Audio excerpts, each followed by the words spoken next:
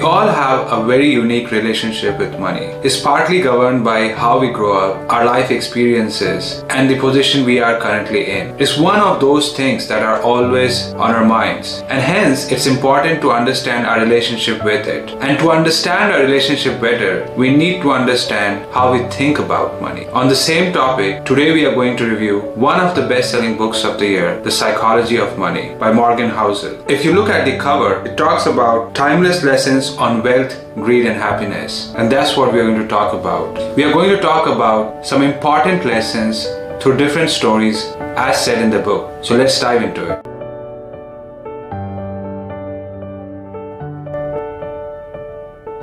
The book starts with a story about a guy called Ronald James. He was a janitor by trade, but also a philanthropist and a gas station attendant. Born in Vermont, there was nothing special about him, apart from the fact that he was the first person in his family to attend high school. His friends described him as very austere, and his main hobby being wood chopping. He did the usual thing, got married, got a mortgage, and in the year 2014, he died at the age of 92. In the same year, 2,800,000 Americans died. None of them were worth 8 million. Ronald James was. I read further about Ronald Reed and how he got rich. He got rich by making investments in blue chip companies that he understood, by avoiding the businesses as investments that he did not understand, by living a really austere life and reinvesting all the dividends he got back into the same stock. Not only did he amass a great fortune for himself, but he also left the world a better place by donating more than half of it to the local library. A few months before Ronald Reed died, there was another man in news, but for different reasons. Robert Fuscon was everything that Ronald Reed was not. He was educated at Harvard and was a top executive at Merrill Lynch. He got so rich that he retired in the age of 40, focused on building a lavish house. He borrowed a huge sum of money for this, and then when the financial crisis hit in 2008, he had to sell it below 75% in a foreclosure. At some point he said, "I have no income, I'm bankrupt." So as you see, Richard Reed was patient, Robert Fuscon was greedy. Richard Reed believed in saving and reinvesting. Robert Fuscon believed in having a lavish life. This is all it took to eclipse the massive education and experience gap between the two. Something to learn from.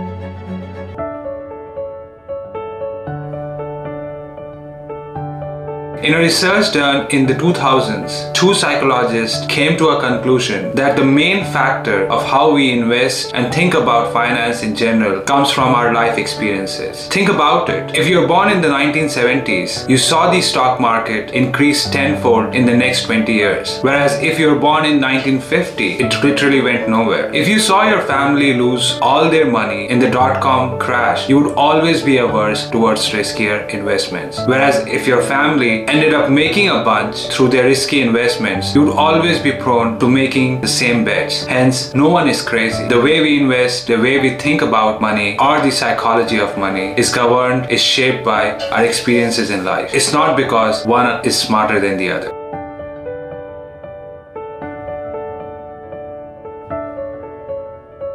Lakeside School is a very well-funded school outside of Seattle. A retired Navy pilot, Paul Dogall, joined it as a maths teacher, and he was really interested in computers. So he convinced the parents to invest into buying a new computer for the school. There were 300 million people across the world who were in high school, around 18 million in the United States, and 270,000 in the state of Washington. Out of the 270,000, 100,000 were in the Seattle area, and then 300 in this school. You start with 300 million, you end at 300. 1 in a million chance of being a Bill Gates in this school, who would later meet his co-founder Paul Allen at the same school and go on to start Microsoft. When we talk about Paul Allen and Bill Gates, there was a third member of this group, Kent Evans. Kent was Bill Gates' best friend, and according to Bill, he was the smartest guy in the class. They would even joke who would be the CEO when they start a company together, but that would never happen. See, every year, around 3 dozen people are killed in the US on mountaineering accidents. Kent Evans took this risk when he went on a certain expedition with this school, from which he never returned. The same magnitude, the same probability, acting in opposite directions. Therefore, luck and risk are massive forces that can cause many things to unravel in a way we never imagined. We can also never plan for extreme outcomes of luck and risk. We can just try and identify the patterns and design our principles, our ideals around them.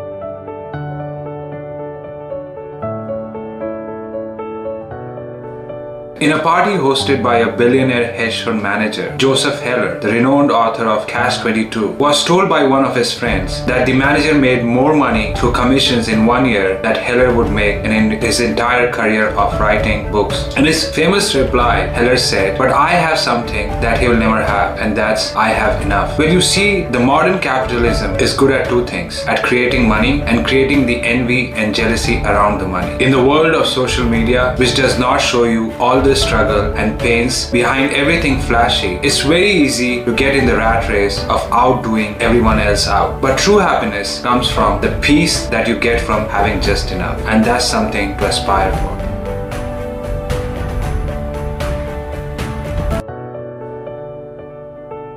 Warren Buffett is worth 110 billion as of now. Out of the 110 billion, around 108 billion or 98% of the wealth was made after the age of 50. So if you dig deeper, basically he was making 98% of his wealth while people of his age were collecting social security. There are around 2,000 books written about Warren Buffett's investment style, but none of them talk about the fact that he's not only a good investor, but he's been a good investor for better part of 8 decades. If he started investing at 30 and retired at 60, like most people, playing golf and spending his time in all the leisurely things of the world, most of us would never hear of him. And this is why Albert Einstein once said, "The law of compounding is the 8th wonder of the world."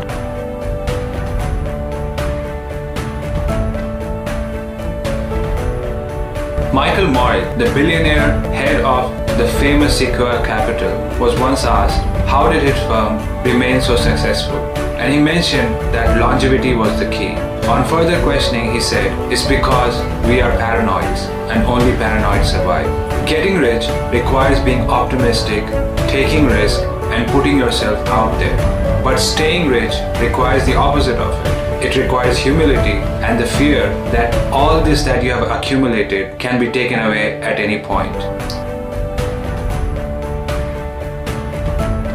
By the mid-1930s, Disney had produced around 400 cartoons. Most of them were loved by both critics and viewers, and most of them had flopped. But the story of Snow White and the Seven Dwarfs in 1938 changed everything for them. The 8 million that they made in the first 6 months helped them finance future projects, pay off all the debts, and hire more people to create this creativity machine. Longtails, the furthest end of the distribution of outcomes, have had a huge impact in the financial world, where a few events occurring at the end of a cycle can produce the most outcomes.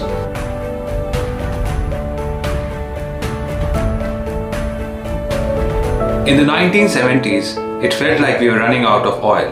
The global economy was using a lot of fuel and the supply of oil remained pretty stagnant. But thankfully, we never ran out of oil. And this was not because we found new sources or increased our supply through some unconventional means. This was because building more efficient cars, houses and factories, and in the process, saving more fuel per dollar cost, we were able to avoid a tragedy. The same applies to personal finance also. It's very hard to predict macroeconomics or the direction that the market goes or a black swan event, but saving money and utilizing it to the best of your resources is something that's under our control.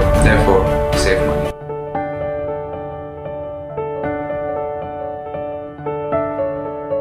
In 1889, the Detroit Free Press wrote a lengthy article about how it was impossible for men to fly. Their argument was that since the total weight of a man as a pilot and the fuel far exceeded the heaviest creature which would fly naturally, aka birds, it was impossible for men to be supported with airplanes by laws of nature. However, they were proven wrong in a few years afterwards when the Wright brothers took their first flight. Surprisingly, there was no article in the same newspaper about this grand feat of men. The point here being that misery loves company. If you talk about a doomsday, you are branded a soothsayer, whereas if you talk about an optimistic future, you're called a salesperson. In the same line of thought, if there is one lesson to be learned from all the economic crashes and subsequent booms, is that people adapt. The rate of progress is slow and is hardly noticed, but it does happen. And finally, we do come over obstacles as a race and as a society. One of the reasons why this happens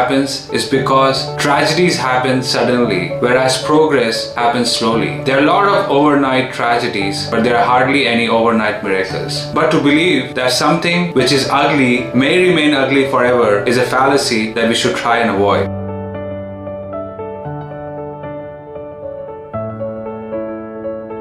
On the other side of this pessimism lies extreme optimism. Sometimes we want something to be true so desperately that we forget the odds of it not turning out the way we want it to be. The author talks about a documentary, How to Live Forever, where a woman was asked what was the happiest day of her life. In her reply, she said, the Armistice Day. This was the day when World War I ended. And the reason she gave was that they thought there would be never another war. In a few years after that, there was World War II, killing 75 million people. Coming to terms with what we don't know is also coming to terms with things that are out of our control, and that's a hard pill to swallow. But it's something that prevents us from making the same mistakes that lead to all the bubbles, the dot-com, the tulip mania, or the real estate bubble. Being optimistic is great, but one should never forget the fact that there are so many things beyond our control.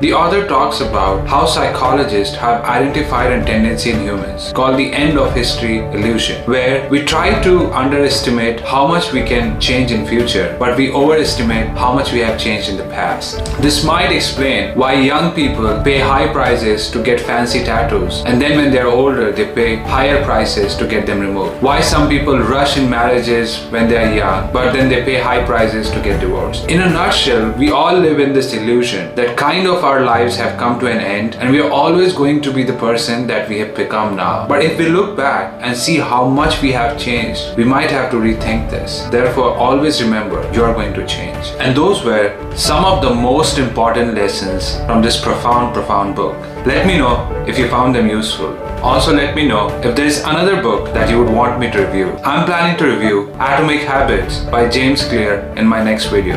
And for more such content in future, please subscribe to the channel. Have a great day. Bye-bye.